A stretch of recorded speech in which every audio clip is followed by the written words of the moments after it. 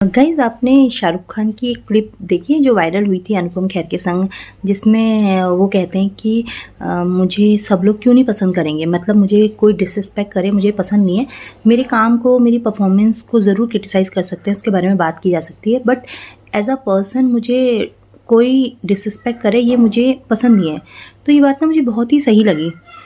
तो ऐसा ही ना लगभग हर फील्ड में होना नहीं चाहिए, चाहे वो हमारे पॉलिटिशियंस हों, चाहे वो हमारे प्लेयर्स हों, या कोई भी ऐसे सेलिब्रिटी या किसी भी फील्ड में वो काम कर रहे हों, तो उन्हें जिस फील्ड में वो हैं, जिस क्राफ्ट में वो हैं, वो उसमें कितने बेहतर हैं या नहीं है, इस बारे में हम बात कर सकते हैं, सरकाज़म कर सकते हैं, उन्हें क्रिटिसाइज़ कर सकते हैं, बट एज अ पर्सन उनकी पर्सनल लाइफ में घुसकर उनके बारे में अनशन बातें करना जिससे कि उनका पूरा मोरल डाउन हो जाए और वो भी भिड़ने पे आ जाएं।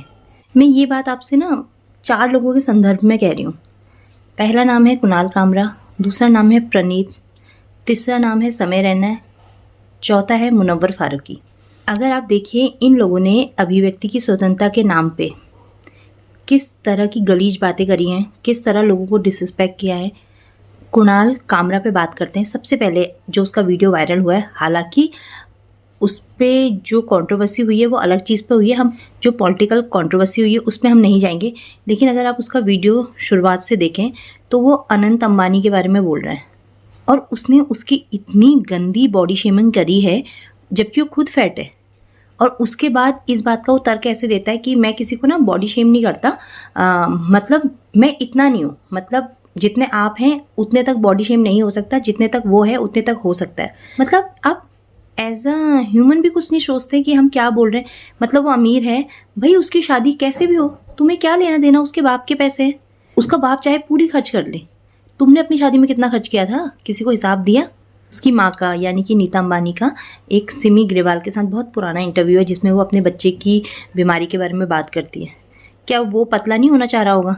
उसके पेरेंट्स नहीं चाह रहे होंगे कि उसका वेट लॉस हो जाए, उसके हेल्थ इश्यूज़ कम हो जाएं, और उसकी इतनी गंदी बॉडी शेमिंग कर रहा है वो बेवजह। और फिर कहते हैं कि हम इस देश के बारे में सोचते हैं और लिखते हैं कि नया भारत। हालांकि मैं तोड़फोड़ और इस तरह के वायलेंस के समर्थन में बिल्कुल भी नहीं हूँ, लेकिन वो सबक कैसे सीखेगा? शायद बोल के तो नहीं सीखता, ट्विटर पे तो कंट्रोवर्सी होती है और उसके चाहने वाले उसको पैसे भेजते हैं कि भाई तू सही कर रहा है। दूसरा, मुनव्वर फारूकी।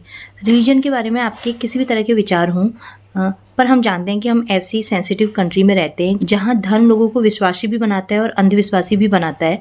आप किसी गलत चीज़ के बारे में बोलिए, लेकिन हमें एक तरीका तो होना चाहिए ना कि लोगों को बात समझ में आए, ना कि दुख पहुँचाए। तो मुनव्वर फारूकी भी शायद थोड़ा लाइन पे आ गया है, लगता है मुझे। तीसरा मैं बात करूँ समय रैना की, जिस पे केस चल रहा है। इस बंदे को तो लाइन पे लाना बहुत ज़रूरी है।